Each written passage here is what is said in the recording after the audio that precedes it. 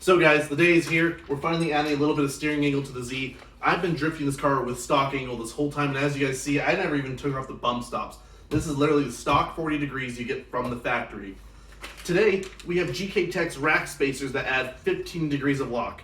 Now, some of you guys are saying, why are you going rack spacers, Basim? You should just go full angle kit. And really, the truth is, I want to drive a lot of cars with angle kits. I've driven some and they feel like crap, and I'm really terrified of dropping $1,000 on an angle kit that might give me more angle, but just doesn't feel good, doesn't give me the feedback I want. So as a band-aid for now, we're doing the rack spacers. We're gonna work with that, and then as I get to drive cars and get a feel for what angle kits I like or read reviews and stuff like that, I'll make a decision from that. But for now, we need a little more angle in this car, don't we? So we're gonna be doing this today, plus a few other minor things here and there. So what we got here, we got tie rods, rack spacers, recenter the rack. We're gonna have to recenter it because this guy's an offset rack spacer. It's gonna, one spacer is longer than the other. We've got to do the wheel studs, Y pipe, and I've got some more miscellaneous things I may not film, like the parking brake, and have a short in the radio system. So let's go through our parts. First of all, first part here, coffee. That's really a tool, actually. Then we got lug nuts and 10 more wheel studs. If you guys remember the hydro install video, I accidentally stripped one of the extended wheel studs, so we only did the rear, and I ordered some more, and they only come in sets of 10, so I got 10 more. We're going to do the front wheel studs, though, so I can run spacers. Why are we running spacers? Well, in case I have too much angle and the wheels hit the lower control arm. Here's our GKTECH rack spacer. This is a 6mm rack spacer here, and this is a 14mm rack spacer. They're not equal, so we're going to have to recenter the rack when we install these, but this should give me up to 15 degrees of angle. So, and while we're in there, we're changing my tie rod ends out. The tie rod ends in this car are all original, and this car has about 160,000 miles. But honestly, I've driven it pretty gingerly.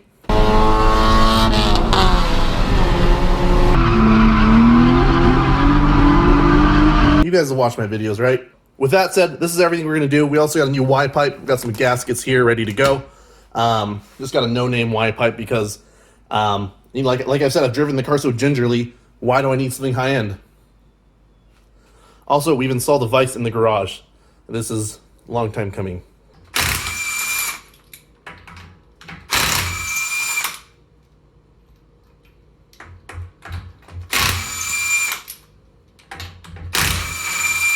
Hammer, sir. Big metal hammer.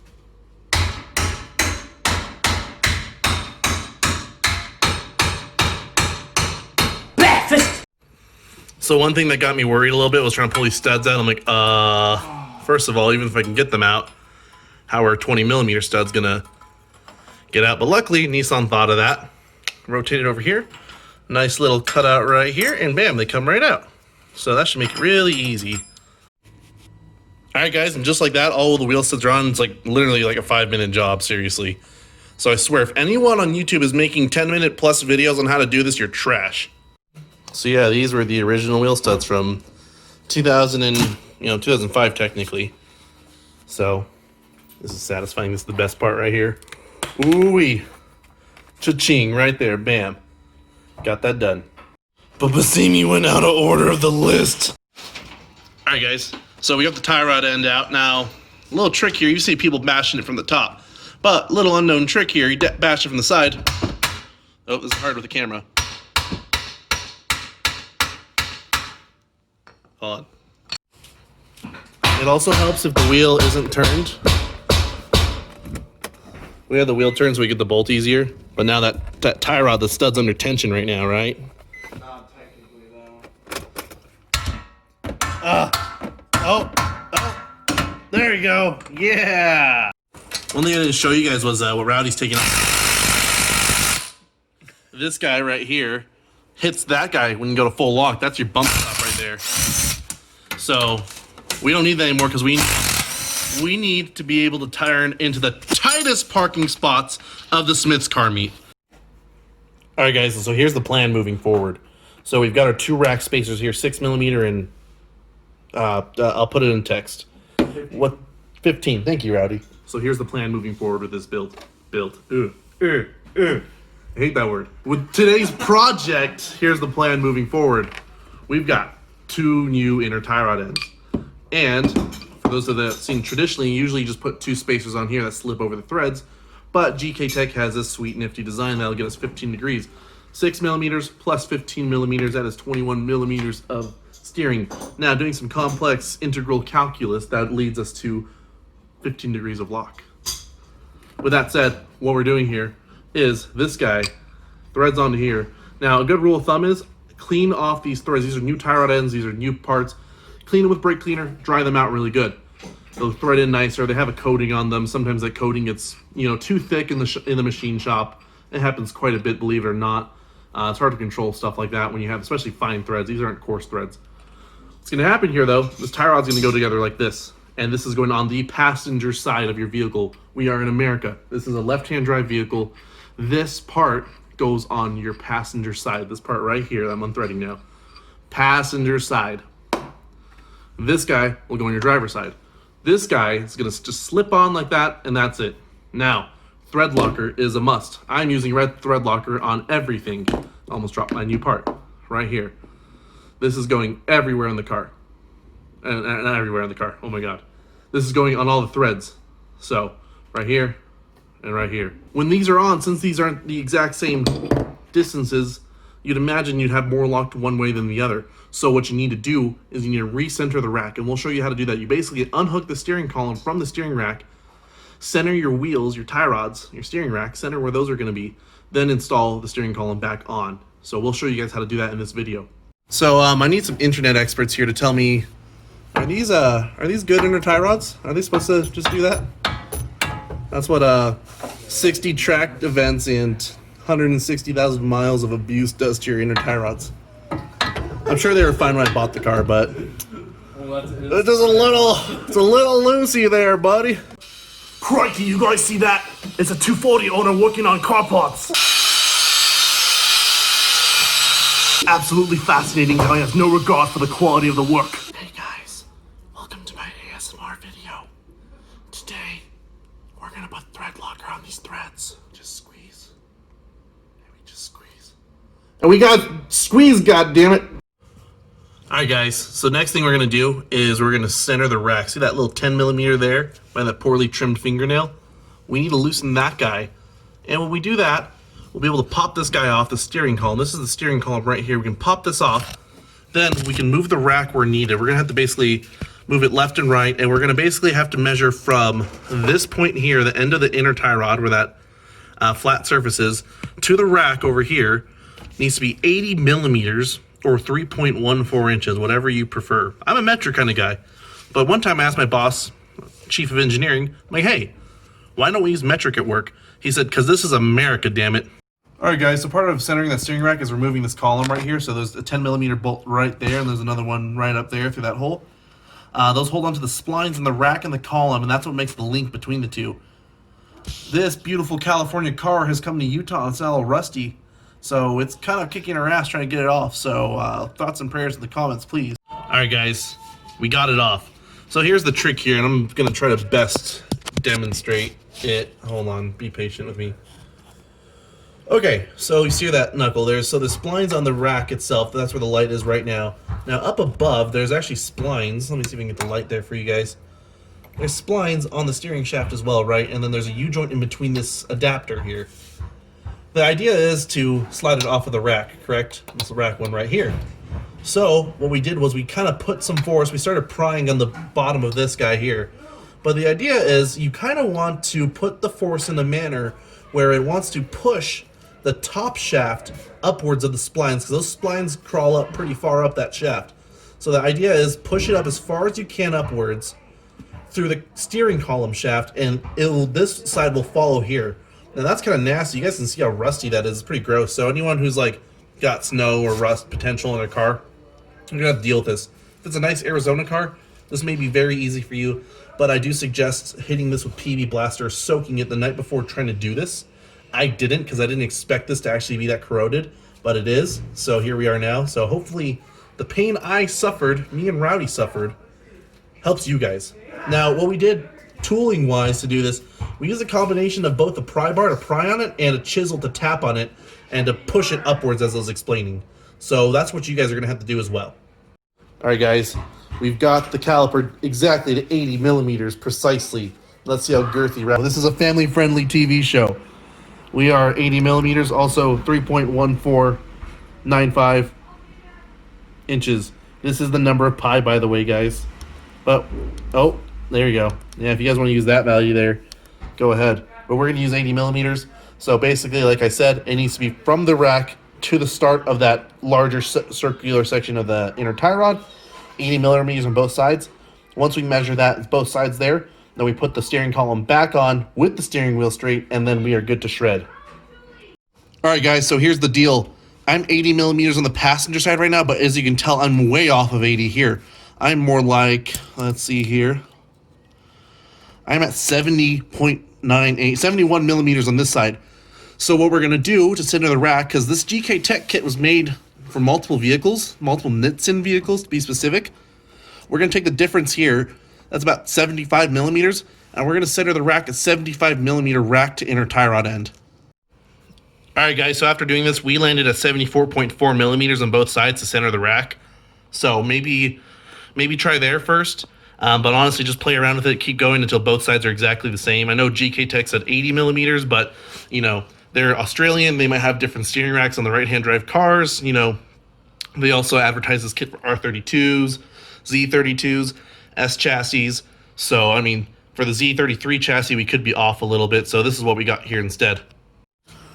All right, guys, so now what we have to do is, since that big spacer here is so much bigger, we have to actually cut off some of this tie rod end, or else we're just going to have a lot of toe in on this side. We basically can't get that in far enough without getting this wheel straight. So we're going to use cutting wheel, cut off some tie rod end. Rowdy's geared up, ready to go, do some 240 things. Let her eat!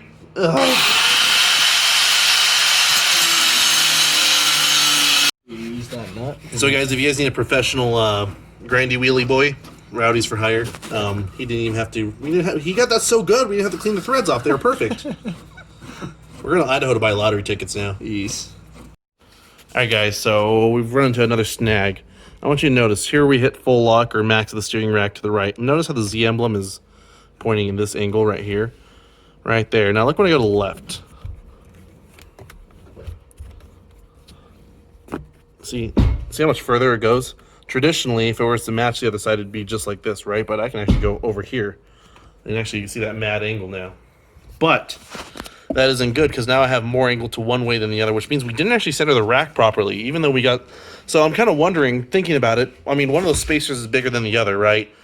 So maybe the rack isn't supposed to be spaced evenly. Maybe we got poor instructions. What we're going to try to do is we're going to put 80 millimeters on the passenger side, where that larger spacer is, and then whatever this ends up being is what it ends up being. And we'll see how that looks. All right, guys. So this is full lock to the right, at least bottoming out the rack. Then to the left,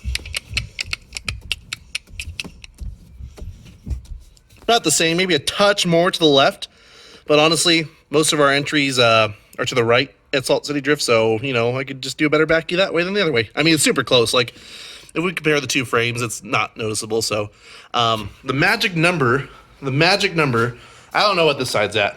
What I'm going to tell you guys to do is this side, from the rack spacer end to the steering rack, 80.5 millimeters. This is going to be like 73.5 or something like that. Ignore this side. Just set this side to 80.5. Get your rack on. You'll be good. So this is a little disappointing, guys, but the new tie rod end, the stud spins. Yay! So we gotta wait till tomorrow for the new one to come in. So we'll finish off this portion tomorrow, but we'll keep working on the car throughout the night. The next day. The next day, we got the booth. We need a mop. We made a mess, didn't we, huh? Anyway, I don't know where Rowdy is. His 240's still here. All right, guys, so we pretty much got this no-name Y-pipe. That should do the job for now. Booth, would you like to inspect it? And what do you think? Is it a good one? Will it work? Does it get your blessing? It gets your blessing? Oh, boy. So, I wonder why it sounded like such... Boop. I'm being insertive. We should have gave up on this a long time ago. I should have fixed it. You guys remember, long-time viewers remember when I jumped the car and broke this the first time? Alright guys, so tie rods are on. Rack is centered. That means one thing. It means we can go to our whiteboard and we can check some things off. Tie rods, reset our rack. Now, you know we're going through a project when this is becoming a total mess here. We are definitely not applying any of the practices of lean manufacturing in this garage right now. But you know what? It's kind of hard to practice those, you know, lean manufacturing tricks when your car's so rusty from Utah. You got to break out tools you don't expect.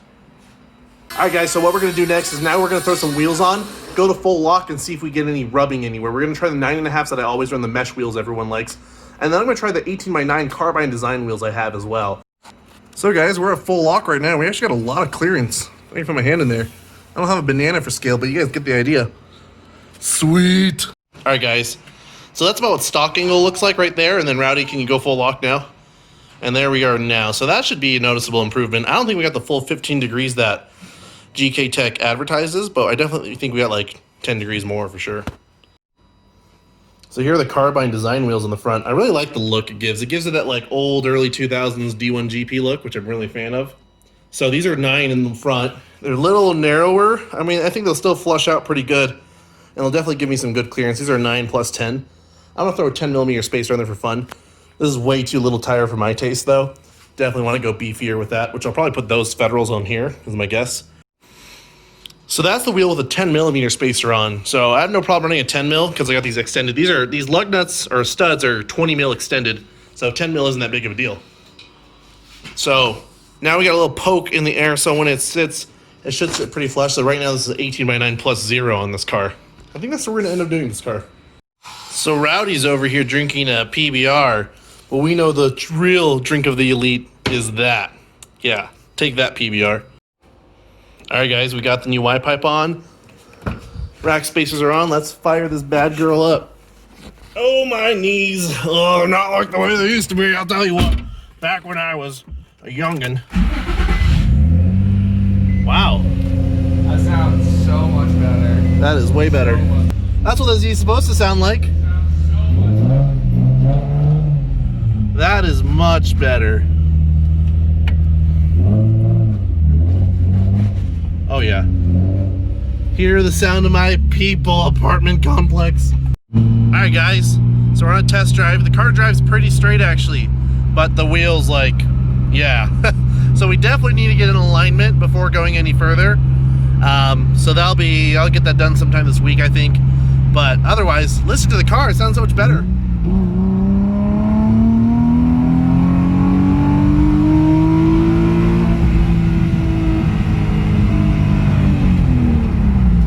That sounds so much better. For you guys that watched the last drift event video, you should be able to tell that it had a gnarly exhaust leak. Like the exhaust leak was so bad, the car feels faster. Like it definitely feels like it's got some more oomph to it now. So, all right, here's the real test of the steering angle. U-turn. Oh, look at all that angle. Oh, look at that. So there we go. That's the angle we have now. That's a good amount of angle. Can you go back to factory? That's a good chunk of angle right there. Yes. I'm excited to see how this does. Alright guys, so there you have it. I only have one concern with this when we go to the alignment rack. I'm worried that this passenger side isn't going to have enough alignment adjustability in it where we can't get it to the point where we need it to get towed out. Because right now I have a feeling that when we adjust the alignment, it might not get to where it needs to be, so we might have to run like an aggressive toe in just to get it to go straight, which isn't good. Especially for a drift car, we actually want some toe out in the front. We'll find that out though, and if that's the case, what I'll end up doing is GKTECH makes extended tie rod ends that you can cut down, and they have a lot more threads and adjustability. So that might be what we have to do. If I do have to do that, I will let you guys know. I'll pin a comment or something along those lines there. So anyway guys, I hope this video was helpful. Didn't seem like there's many videos for this specific rack spacer kit on a 350Z. So I hope you guys enjoyed this video. If you guys like Z videos, track videos, drift videos, make sure you hit the like button, make sure you subscribe, make sure you hit the notification bell, and I'll see you guys in the next video guys. Thanks for watching.